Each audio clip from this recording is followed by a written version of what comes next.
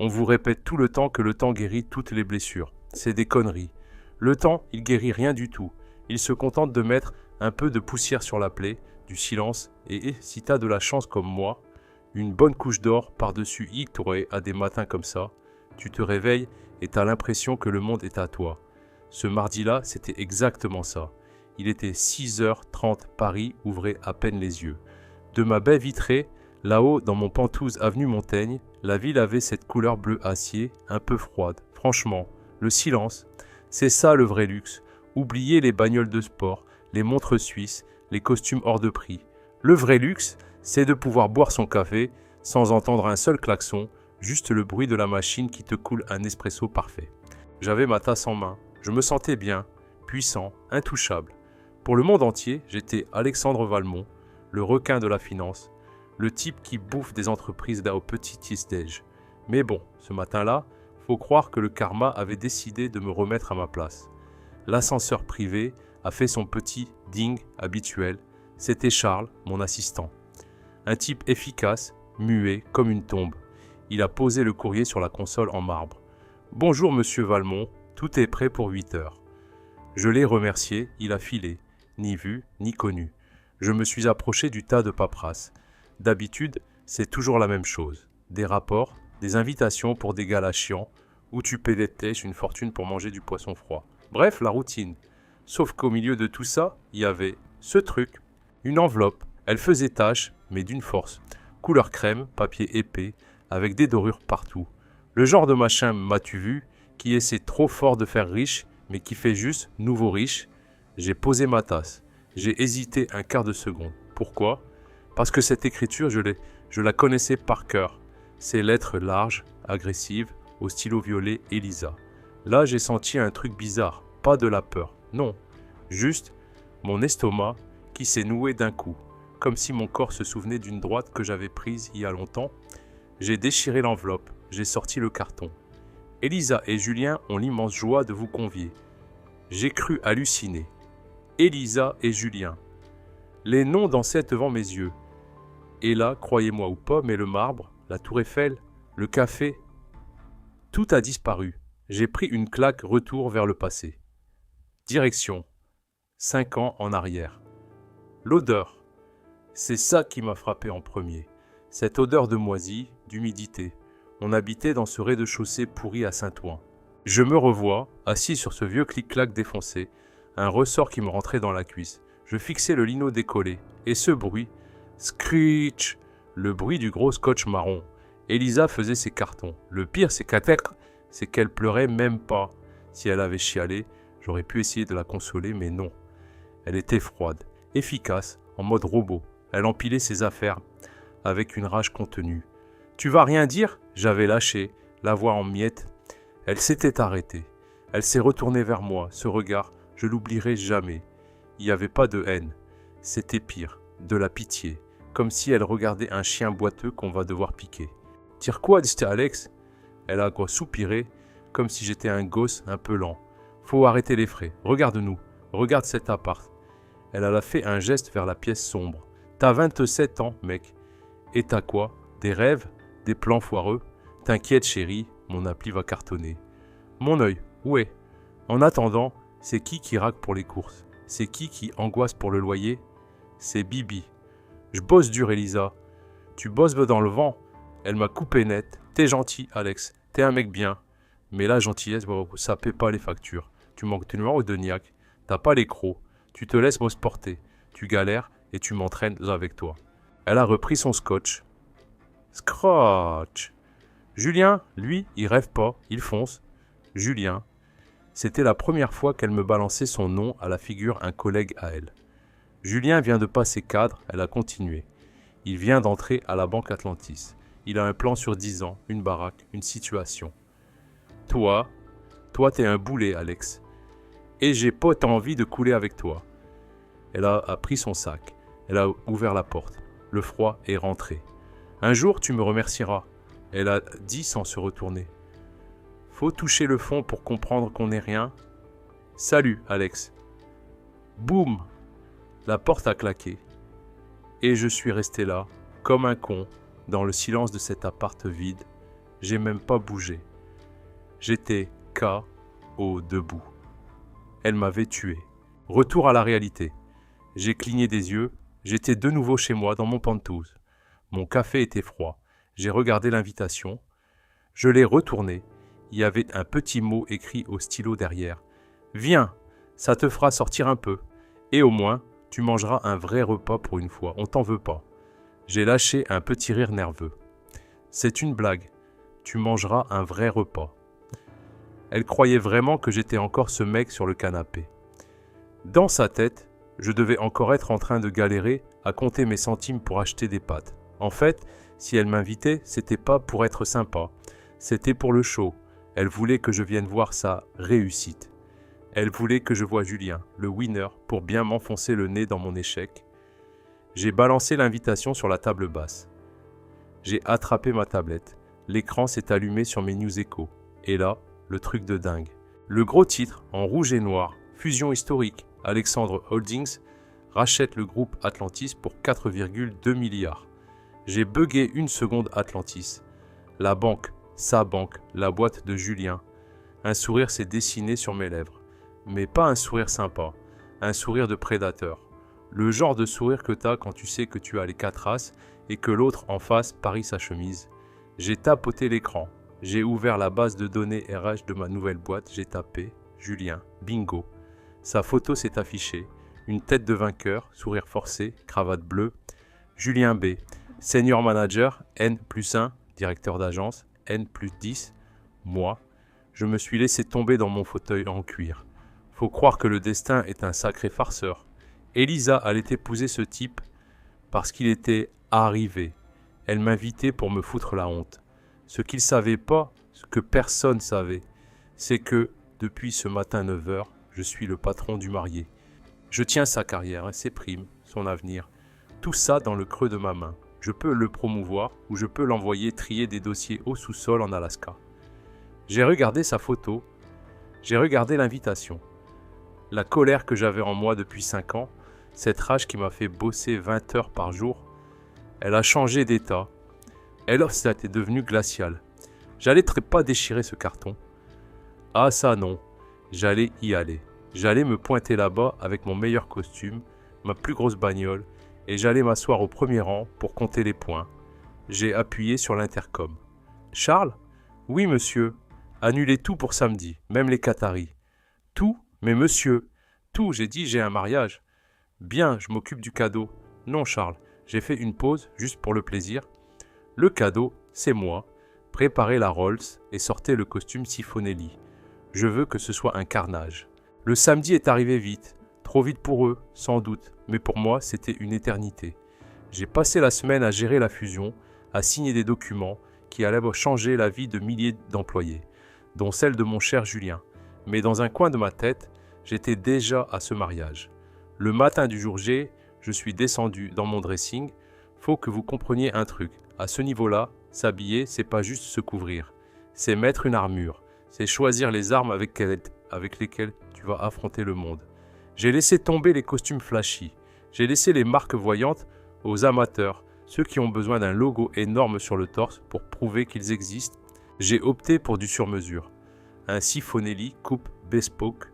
C'était un bleu nuit, tellement profond qu'il absorbait la lumière autour de lui. Le tissu était léger, fluide, une seconde peau. Quand je l'ai enfilé, j'ai senti ma posture changer. Mon dos s'est redressé tout seul. J'ai ajusté ma cravate, un nœud simple, parfait, symétrique au millimètre. Au poignet, j'ai glissé des boutons de manchette en platine. Discret. Et pour finir, la montre. Une Patek Philippe Calatrava. Pas la plus grosse, pas celle avec des diamants. Juste celle que seuls les vrais connaisseurs reconnaissent. Celle qui murmure « Je n'ai rien à prouver ». Je me suis regardé dans la glace. Le mec qui me fixait n'avait plus rien à voir avec le garçon triste du canapé à Saint-Ouen. Le regard avait changé.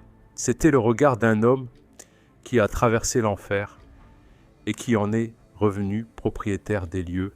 J'étais prêt. Mon chauffeur m'attendait en bas. La voiture brillait sous le soleil de midi. Une Rolls-Royce Phantom, noire. Franchement, c'est pas une voiture, c'est un paquebot. C'est un monument sur roue. Quand tu montes là-dedans, le monde extérieur cesse d'exister. La portière se ferme avec ce bruit sourd, lourd, rassurant, qui te coupe du bruit de la ville. Direction le domaine de Courance, monsieur Huchot, monsieur, a demandé le chauffeur. Oui, et prenez votre temps. On n'est pas pressé. L'important, c'est d'arriver au bon moment. Le trajet a duré 1 heure. Je regardais le paysage défiler à travers les vitres teintées, climatisées à 19 degrés, pendant que dehors, la chaleur commençait à monter. C'était une de ces journées lourdes, orageuses, où l'air est collant. On est arrivé vers 14 heures. Le domaine était joli, je ne vais pas mentir. Un de ces châteaux du 19e siècle en périphérie parisienne, rénové exprès pour les mariages. Mais bon, ça sentait le package clé en main. Vous voyez le genre ? Tout est un peu trop parfait, un peu trop décoré, un peu trop Instagram. De loin, je voyais la foule sur le parvis. J'ai observé la scène comme si je regardais un film. Il y avait trop de monde, beaucoup trop, ça grouillait. Les invités, comment dire ? C'était le festival du m'as-tu vu, des types en costume brillant, un peu trop serré, qui fumaient des cigares trop gros pour eux. Des femmes avec des chapeaux immenses, perchés sur des talons impossibles, qui riaient trop fort. On sentait l'effort. Tout le monde essayait de jouer un rôle. Tout le monde essayait de paraître plus riche, plus important qu'il ne l'était vraiment. C'était une foire aux vanités, et au milieu de tout ça, il y avait la reine du bal, Elisa. Je l'ai repérée tout de suite. Elle portait une robe blanche volumineuse couverte de dentelle et de strass. C'était imposant. Un peu trop. Peut-être, elle était belle. C'est indéniable. Mais elle n'avait pas l'air heureuse. Elle avait l'air stressée. Je voyais son regard scanner la foule en permanence. Elle vérifiait si le photographe prenait bien le bon angle, si le traiteur servait bien le champagne. Elle était en représentation. Et surtout, je voyais qu'elle cherchait quelqu'un. Elle cherchait le loser. Elle guettait l'arrivée d'une petite voiture cabossée ou d'un taxi. Elle s'attendait à voir débarquer un Alex mal rasé, mal habillé, pour pouvoir dire à ses copines « Regardez, c'est mon ex, le pauvre, il n'a pas changé. »« On y va, monsieur ?» a demandé le chauffeur. On était arrêté juste avant l'allée principale. J'ai pris une grande inspiration. « Allez-y, avancez jusqu'au tapis rouge et bloquez l'entrée. » La Rolls s'est ébranlée. Le gravier a commencé à crisser sous les pneus énormes. Crise, c'est incroyable l'effet que ça fait.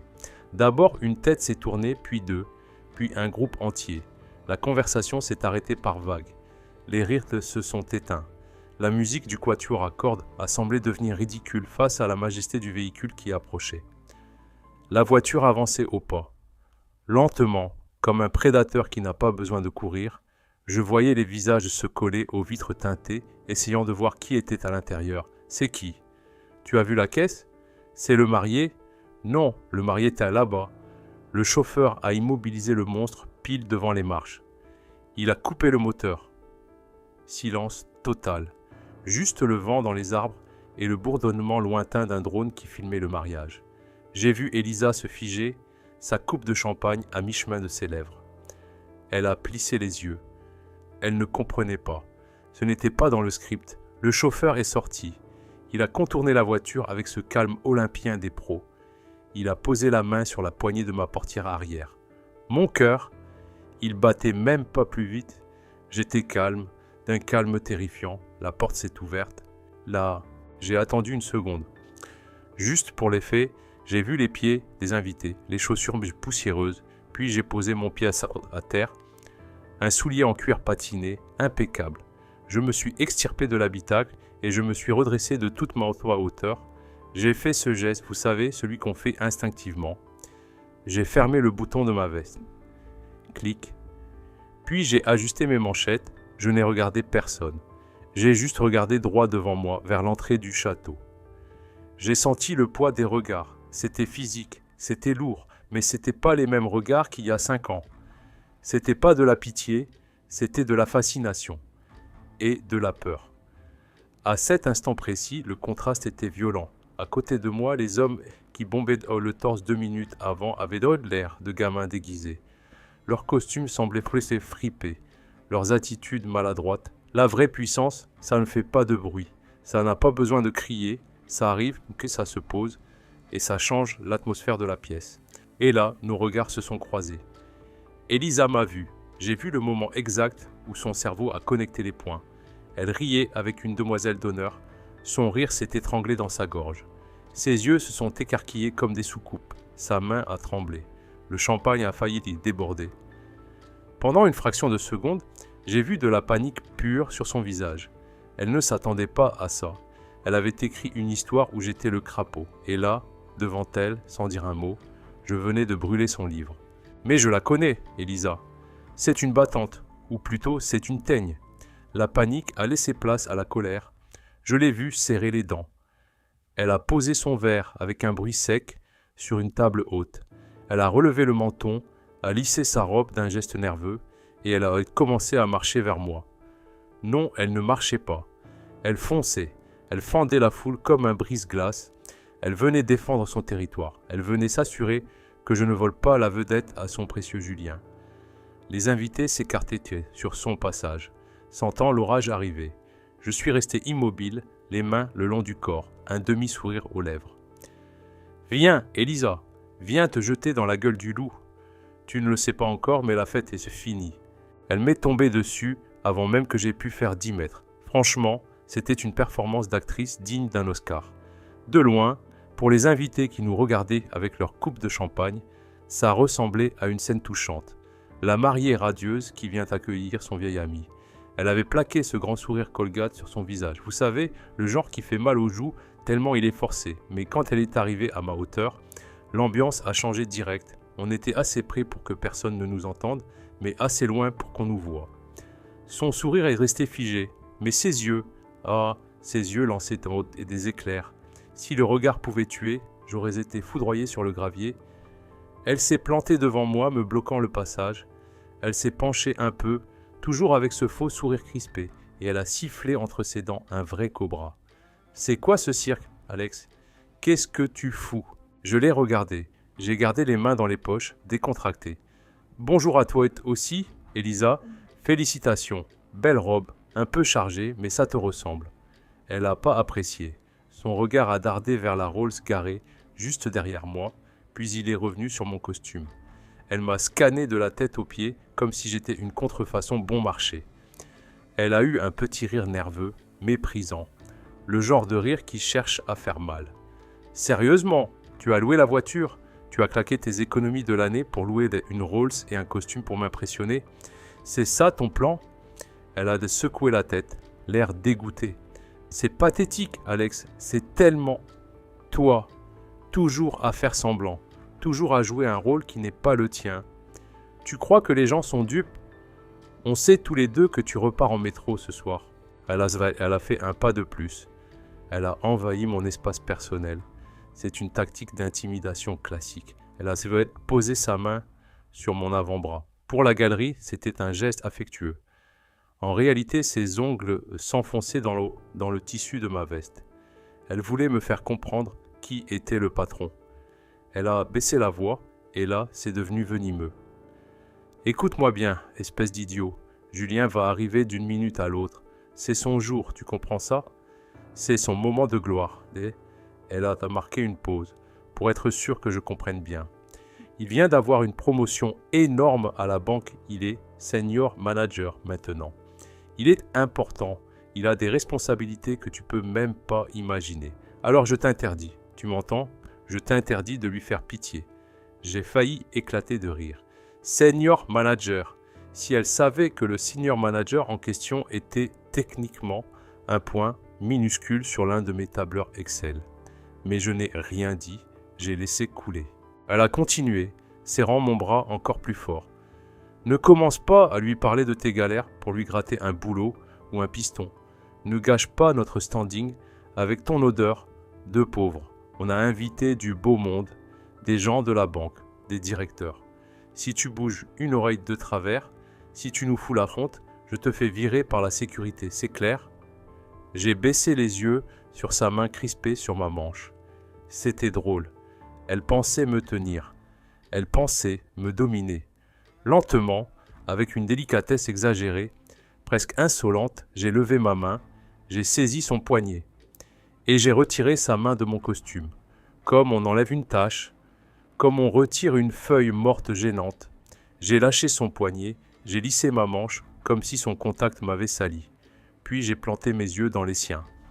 Je n'ai pas cligné, je n'ai montré aucune colère. Juste une indifférence polie, teintée d'un léger amusement. C'est ça qui les rend fous, l'indifférence. Je lui ai répondu d'une voix posée, grave, qui contrastait totalement avec son sifflement hystérique. « Tu as l'air tendu, Elisa. Fais gaffe, quoi qu'autre. Tu vas te faire des rides pour les photos. Respire un peu. » Elle a ouvert la bouche pour répliquer, mais je l'ai coupée doucement. « Rassure-toi, je ne suis pas là pour demander l'aumône. Je n'ai pas besoin de piston. Je suis juste venu féliciter comment tu as dit, l'homme important, le chanceux. Je voulais te voir de mes propres yeux, l'homme qui a réussi là où j'ai échoué. » Elle a plissé les yeux, cherchant le piège. Elle sentait qu'il y avait un truc qui clochait. Mon assurance, mon calme, ça ne collait pas avec le Alex qu'elle avait jeté il y a 5 ans. Mais son ego était trop gros pour voir la vérité. Elle a préféré croire à sa propre version. « C'est ça, » elle a craché. « Reste à ta place, Alex, au fond de la salle, près des toilettes si possible. » Elle s'est détournée brusquement, faisant voler sa traîne en dentelle. Elle est repartie vers ses invités, reprenant instantanément son rôle de princesse Disney, distribuant des bises et des rires de faux. Je l'ai regardé s'éloigner. J'ai ajusté mes boutons de manchette. « Profite, ma grande », j'ai murmuré pour moi-même. « Profite encore 5 minutes, parce que le réveil va être brutal. » J'ai pris une coupe de champagne sur le plateau d'un serveur qui passait. J'ai bu une gorgée. C'était du mousseux bon marché, trop sucré. J'ai grimacé. Il était temps que le marié arrive. J'avais hâte de voir la tête de mon nouvel employé. C'est pile à ce moment-là que le marié a fait son entrée. Julien. Il est sorti par les grandes portes-fenêtres du manoir. Faut avouer, il était dans son élément. Il avait l'air d'un coq dans sa basse-cour. Il tenait une coupe de champagne à la main, le visage déjà un peu rougeau, le nœud papillon qui commençait à partir de travers. Il riait fort, tapait dans le dos de ses potes. Vous voyez le tableau, l'image même du mec qui vient d'avoir une petite augmentation et qui pense qu'il gouverne le monde. Il a vu Elisa revenir vers lui, l'air vénère. Il lui a dit un truc, a rigolé, et puis il a suivi son regard.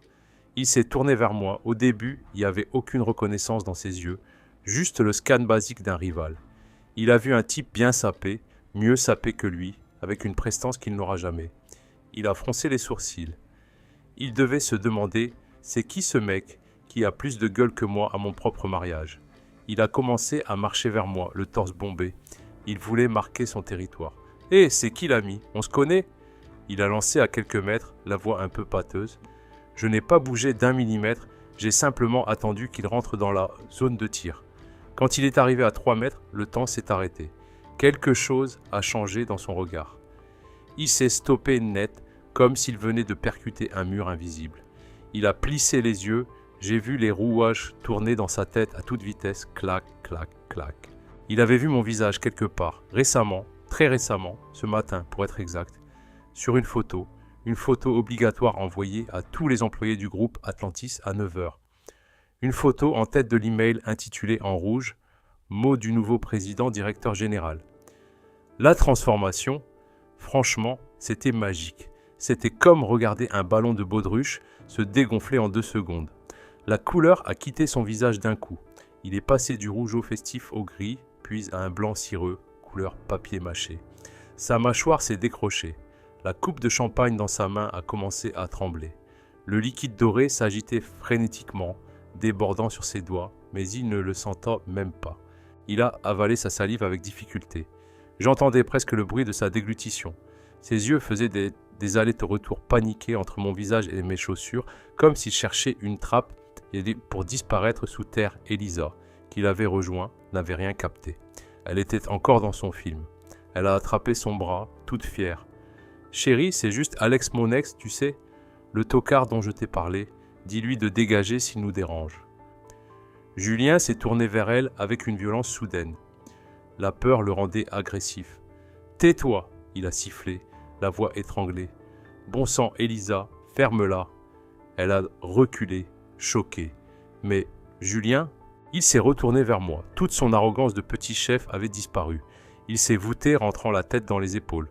C'était l'attitude instinctive de l'employé terrorisé face au grand patron, le réflexe de survie. Il a fait un pas hésitant vers moi.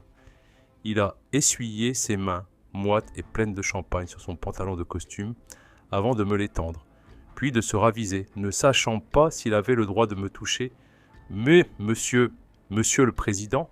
il a bégayé. « Monsieur Valmont, je ne savais pas. Je veux dire, c'est un honneur incroyable. Je ne savais pas que vous connaissiez Elisa. » Autour de nous, le silence était devenu total. Les invités proches, sentant le malaise, tendaient encore l'oreille. On entendait les mouches voler. Elisa était figée, sa bouche s'ouvrait et se fermait comme un poisson hors de l'eau. Elle regardait son alpha, son mari puissant, se courber comme un laquais devant son ex raté. « Monsieur le Président ?» elle a répété faiblement. « Julien, de quoi tu parles ? C'est Alex. » Julien ne la regardait même plus. Il était focalisé sur moi, transpirant à grosses gouttes. « Mais tu es folle !» il a chuchoté, assez fort pour que 10 personnes entendent. « C'est le propriétaire, Elisa. Alexandre Holdings a racheté la banque ce matin. C'est mon grand patron. C'est lui qui décide de tout. C'est le big boss. » J'ai enfin souri. Un sourire doux, terrible. « Bonjour Julien, » j'ai dit calmement. « J'ai cru comprendre que c'était votre grand jour. » Elisa a eu la gentillesse de m'inviter. Je ne pouvais pas manquer l'occasion de saluer un de mes nouveaux collaborateurs. Le mot « collaborateur » a claqué comme un coup de fouet. Julien a hoché la tête frénétiquement, comme un petit chien en plastique à l'arrière d'une voiture. « On est tellement heureux. Merci d'être venu. Voulez-vous boire quelque chose? Une place d'honneur? Je vais faire rajouter une chaise à la table d'honneur, tout de suite. » Je n'ai rien répondu. J'ai juste tourné la tête vers Elisa. Elle était pâle comme un linge. Elle réalisait tout ce qu'elle avait construit, tout son narratif sur Alex le raté et Julien le gagnant venait de s'effondrer en 10 secondes chrono. Elle regardait son mari s'humilier, ramper presque, et elle me regardait, moi, intouchable. Dans ses yeux, j'ai vu la pire des douleurs pour une femme matérialiste comme elle. Le regret, pas le remords d'avoir été méchante. Non, on s'en fout de ça. Non, le regret calculateur d'avoir misé sur le mauvais cheval. Elle venait de comprendre qu'elle avait jeté le ticket, gagnant du loto à la poubelle 5 ans plus tôt. Et moi, je savourais. Le dîner, une torture. Enfin, une torture pour eux. Pour moi, c'était du petit lait. Julien, dans sa panique totale, avait insisté pour que je sois assis à la table d'honneur. Il a carrément viré son propre témoin pour me faire de la place à sa droite. Vous imaginez le malaise? Le témoin qui part s'asseoir avec les cousins éloignés, et moi, l'ex de la mariée, qui trône comme un roi entre les deux époux. L'ambiance à table, c'était funèbre. Julien passait son temps à me remplir mon verre avant même qu'il soit vide. Il n'arrêtait pas de me demander si la viande était assez cuite, si la sauce me plaisait. Il riait nerveusement à chacun de mes silences. Il avait complètement oublié sa femme. Il jouait sa carrière entre le fromage et le dessert. Et Elisa, elle était devenue un fantôme. Elle ne mangeait pas. Elle fixait son assiette. Les invités chuchotèrent en nous regardant. La rumeur avait fait le tour de la salle en 10 minutes. L'ex d'Elisa est milliardaire et c'est le grand patron de Julien. Elle sentait les regards peser sur elle. Des regards moqueurs, des regards qui disaient « Tu as vraiment tout raté, ma pauvre fille ». Au moment du dessert, le tintement classique d'une fourchette sur un verre a retenti. Ding, ding, ding. Julien s'est levé pour son discours. Le pauvre, il tremblait tellement qu'il a bafouillé 3 banalités sur l'amour avant de se rasseoir en s'essuyant le front. Il avait peur de dire une connerie devant le boss. Alors je me suis levé lentement. J'ai pris ma coupe. Le silence s'est fait instantanément. Un silence lourd, épais. Même les serveurs se sont arrêtés. J'ai laissé mon regard balayer la salle, tranquillement, puis je me suis tourné vers les mariés. J'ai souri à Elisa. Elle a relevé la tête, j'ai vu la terreur dans ses yeux. Elle savait que j'allais tirer, mais elle ne savait pas où je visais. « Je voudrais porter un toast », j'ai commencé. Ma voix était calme, posée, elle portait sans effort. À Elisa. J'ai levé mon verre vers elle. Beaucoup d'entre vous connaissent notre histoire, mais peu savent à quel point je dois ma réussite à cette femme. Un murmure d'incompréhension a parcouru la salle. Les gens se demandaient si j'étais sincère. Elisa retenait son souffle. « Il y a 5 ans, j'ai continué, Elisa m'a donné le conseil le plus précieux de ma vie. Elle m'a quitté en me disant que je manquais d'ambition, que je n'avais pas la niaque, que je ne serais jamais à la hauteur d'homme comme Julien. J'ai marqué une pause. J'ai vu Julien s'enfoncer dans sa chaise, vouloir disparaître sous la nappe. Ces mots ont été mon carburant. Chaque jour, chaque nuit passée à construire mon empire, chaque entreprise rachetée, je le dois à cette phrase. Merci, Elisa, sincèrement. Sans ta cruauté ce jour-là, je ne serais pas l'homme qui se tient devant vous. Je ne serais pas le propriétaire de la banque qui emploie ton mari. Des halètements audibles dans la salle. C'était brutal, chirurgical. J'ai vu la mère d'Elisa porter la main à sa bouche. Je me suis tourné vers Julien. Et à toi, Julien, félicitations. Tu as épousé une femme qui a un œil redoutable pour le potentiel. Même si parfois sa vision est un peu floue, elle t'a choisi. Tâche d'être à la hauteur. J'ai souri, un sourire de requin. Mais ne t'inquiète pas pour ton avenir, je vais te garder à l'œil de très près. Je veillerai personnellement sur ta carrière. Après tout, on n'abandonne pas la famille, n'est-ce pas? La menace était claire comme de l'eau de roche. Il allait vivre chaque jour au bureau avec une épée de Damoclès au-dessus de la tête. Il serait mon jouet. J'ai vidé mon verre d'un trait. Santé aux mariés. Les applaudissements furent hésitants, confus. Certains, ne comprenant pas le sous-texte, ont applaudi poliment. D'autres étaient choqués. Julien, dans un réflexe de survie absurde, s'est levé et m'a serré la main, me remerciant profusément. « Merci, monsieur le président. Merci, c'est trop d'honneur. » Il me remerciait de l'avoir humilié. C'était pathétique. Je n'ai pas attendu le gâteau. J'ai posé ma serviette sur la table. J'ai fait un petit signe de tête à Elisa. Elle pleurait, pas des larmes d'émotion, des larmes de rage pure. Elle avait voulu me montrer qu'elle était au-dessus de moi, et je venais de prouver devant tout son monde que je possédais son existence. Elle avait perdu. Sur toute la ligne. Je suis sorti. L'air de la nuit était frais. Ça faisait du bien après l'atmosphère étouffante de la salle. Mon chauffeur m'attendait, la portière de la Rolls déjà ouverte. Au moment où je montais, j'ai entendu des pas courir sur le gravier. C'était Julien. Il avait couru derrière moi jusqu'au perron, abandonnant sa femme en pleurs à table. « Monsieur Valmont, monsieur !» il criait, essoufflé. « J'espère que tout était bien. Vous ne nous en voulez pas ?» Je me suis assis dans le cuir souple. J'ai regardé ce type, se marier, transpirant, suppliant. J'ai juste appuyé sur le bouton pour remonter la vitre. La vitre teintée et montait doucement, effaçant son visage angoissé et les lumières vulgaires de la fête. Le silence est retombé. Le vrai luxe. On rentre, j'ai dit au chauffeur, et passez par les quais. J'ai envie de voir Paris. La voiture a glissé dans la nuit. La vengeance, mes amis, ce n'est pas un plat qui se mange froid, c'est un art. Et ce soir, j'avais peint mon chef-d'œuvre.